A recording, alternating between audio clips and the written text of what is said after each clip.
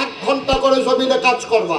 আমার যুবকেরা, তোমরা উৎপাদনমুখী হও, তোমরা পেঁয়াজ করা শুরু করো, রসুন করা শুরু করো, তোমরা আদা করো, তোমাদের এলাকায় সব হয়।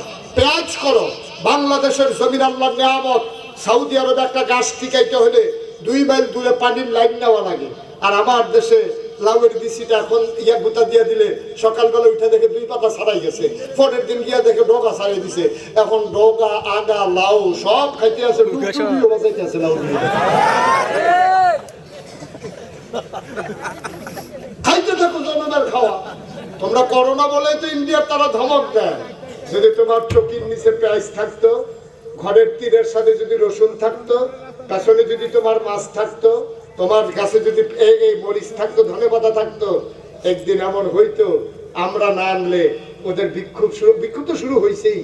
কৃষকেরা বিক্ষোভ শুরু করছে, আলু পয়সা যায় তাড়াতাড়ি বিদেশ পাড়া। কইতেছে যে বাংলাদেশ তো নেয় না পাড়া মুগেমনে। এখন বুঝতেছো কি খেলা যাইতে আছে। আমি বলছিলাম শুধু পেঁয়াজটা করেন, শুধু রসুনটা করেন, দেখবেন আপনারা কাটা তারের বেড়ার কাছে আইয়া ইন্ডিয়ার তারা ডাক দিব, দুলাভাই ওটা ফেজ নিয়েন। আপনারা কইলেন নিহি খায়েঙ্গে শহীদ তোলে।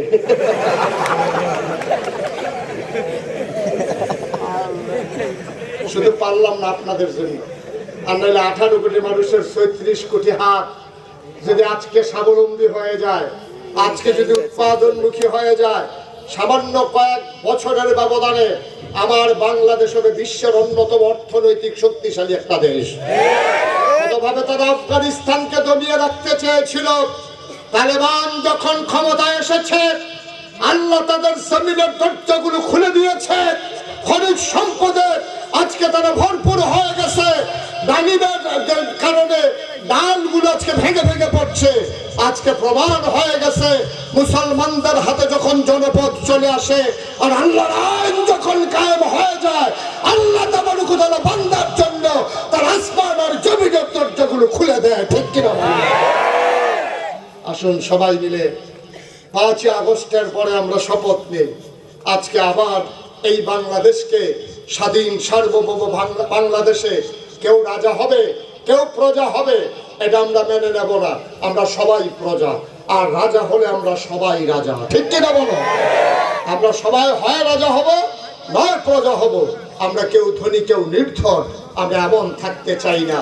আসুন সবাই মিলে সমকাতারে এসে আমার দেশকে ভালোবাসি, আমার ইসলামকে ভালোবাসি। আমরা সবাই মিলে দেশকে এগিয়ে নিয়ে যেতে চাই। আমরা চিৎকার করে জানিয়ে দেই, 18 কোটি হাত মানুষের 36 কোটি হাত কর্মক্ষম হোক, কর্মযোগ্য হোক এবং কাজের প্রতি ঝাঁপিয়ে পড়ুক।